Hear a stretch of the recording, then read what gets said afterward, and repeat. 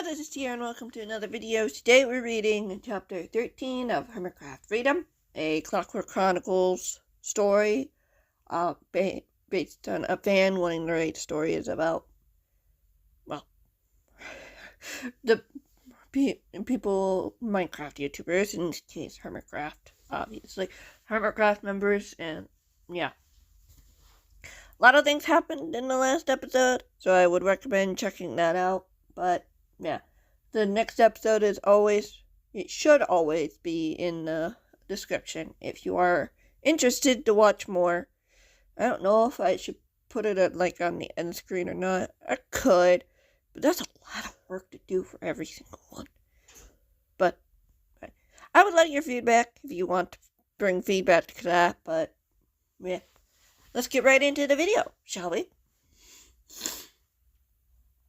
Chapter 13. Kate opened her eyes, staring up at the ceiling as a wave of satisfaction and pleasure filled her. The early morning sun poked through the curtained window, giving a warm orange glow to the room. She sat up, rubbing the sleepers from her eyes. She slept better than she had in weeks, which was good, right? I have far better ways of torturing you than in your dreams. Kate shuddered as the words echoed in her mind. What had Gerald meant by those words? Was he planning to go after one of her friends? She looked around the room. Scar, Grian, Impulse, Skiz, Liam, and Blake weren't in their beds. Were they busy getting ready for the day ahead? Had Gerald returned to torturing the hermits in the dream world? She frowned, climbing out of bed, wincing when the bed groaned in protest.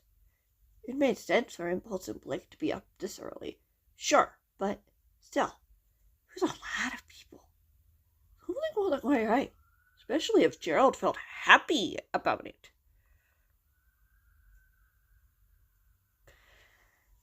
Kate crossed the room, pushing the sleepover room door the rest of the way open.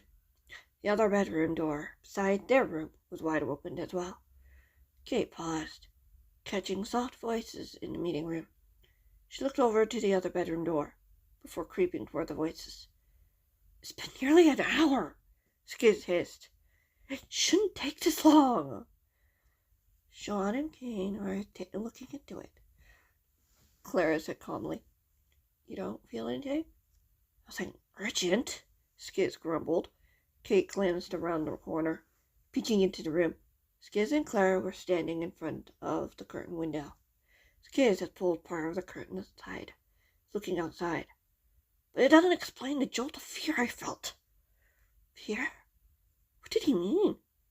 Kate swallowed. Had something happened to the other hermits? Had the defectors attacked again? Were Scar, Impulse, and Grian taken? Oh, hello there, Kate, a cheerful voice said from behind. Kate jumped, turning to see Scar rolling up towards her in his wheelchair. Scar! Kate smiled before it faded. Do you know what's going on? Grian flew off. Iskel managed to reach him and asked for help. I don't know entirely what happened, but Blake asked Kate to get Clara, and when he came back, they were gone. Yeah, apologies. I do have to use his name one more time to at least give an explanation. Oh, in it. But, after this book, it doesn't get mentioned again, though. So, I know that because I'm going to write it. Kate nodded. Okay. Scar sighed. We haven't heard from them yet, but I'm sure they're okay. They've got Liam with them. Kate smirked. Yeah, he's pretty tough. Exactly. Scar nodded. Nothing gets past him. He still was able to get overwhelmed and taken by Campbell's men, if I remember correctly. Clara replied. Kate turned, seeing the woman standing in the hallway, arms crossed. No one's invisible. But they'd be back by now, right? If it's been an hour? Kate asked. Anything could have happened, Clara replied. We don't have complete proof that the hermits are in danger. I felt fear, Skids insisted. Did you feel it? Do you feel it now? Any pain? Clara suggested. No, Skids sighed. But it should mean something if I can't reach my buddy. Clara nodded, turning to the old hermit. I am doing everything I can to find out what's happened. Once we know that, we can come up with a plan if anyone needs rescuing. I wish I just knew what was happening, Skids groaned. I know, Clara said, crossing the room to stand by the hermit again. But I can't risk anyone else going out there and getting into trouble as well. But those men hate Stampy, Skids snapped. They already had Impulse once. They hurt him again. We won't let that happen, Clara said firmly. Our job is to protect you. All of you. We will find them and help them as best we can. I won't rest until I know they're safe. Skids nodded, staring down at the floor. You can't promise that any more than I can promise I won't hunt those jerks down until I find my friends. I don't know if they're in trouble, Clara cautioned. They would have alerted someone. What if they couldn't? Skids turned to face her. My best friend is out there somewhere, where the defectors are swarming around the forest, looking for a reason to get to Stampy. If they think either of them know where Stampy is, they won't rest until they break them. Scar gulped, color draining from his face as Kate straightened. They wouldn't want to get rid of them right away, Kate reasoned. If they were taken by the defectors, we'll know once they start the interrogations. Skids looked over at her. I hope you're right. Did Gerald say anything about this? Claire frowned, her eyes moving to the teen girl. He seems happy about something, Kate admitted. But that doesn't mean much. Clara nodded. You said you shared memories. Kate bit her bottom lip. Yeah, but I can't search through his memories. They just appear when they're relevant. All right, Clara nodded, looking toward the window again. Kate and Sean should be back and to report in a few minutes.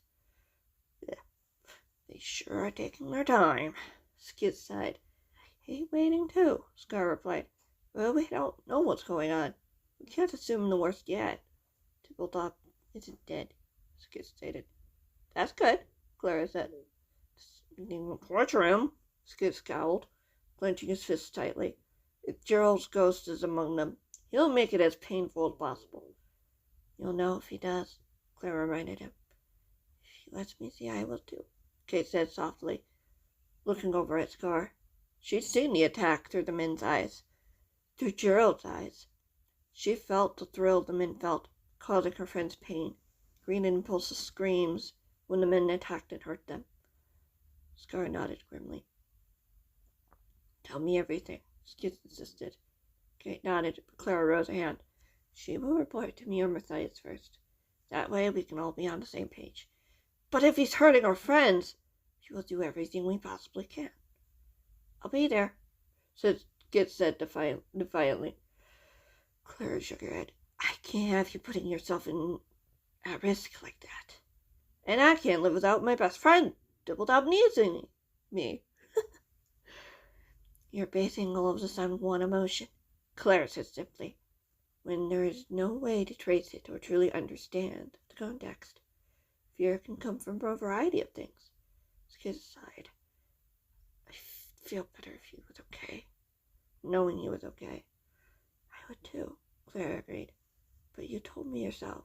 Bobo never saw them. It was early morning, Skids pointed out. Anything could have happened. Precisely, Clara replied. Their communicators are still online and connected. They're blocked. Skids crossed his arms. Or they're busy, Clara suggested. If you're trying to calm me down, it's not working, Skids stated simply.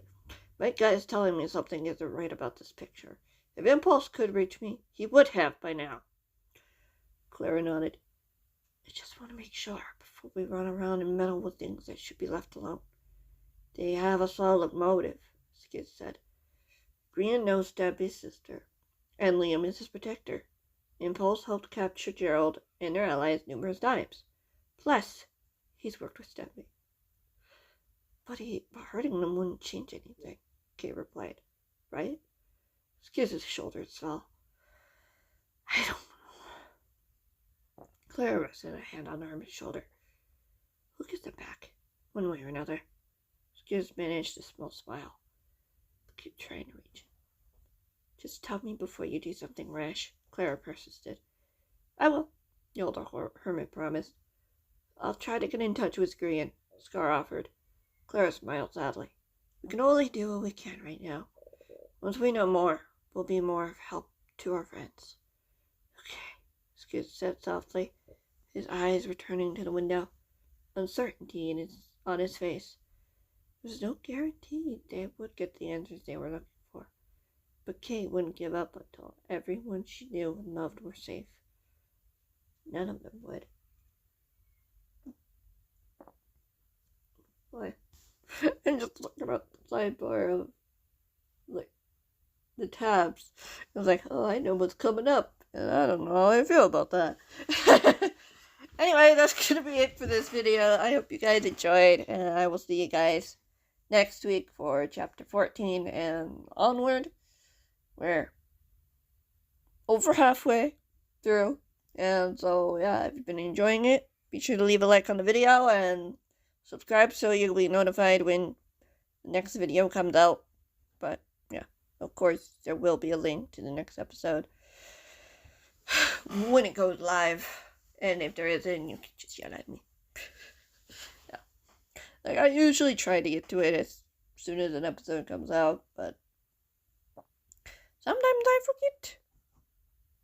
But, yeah. I'll see you guys later. Bye!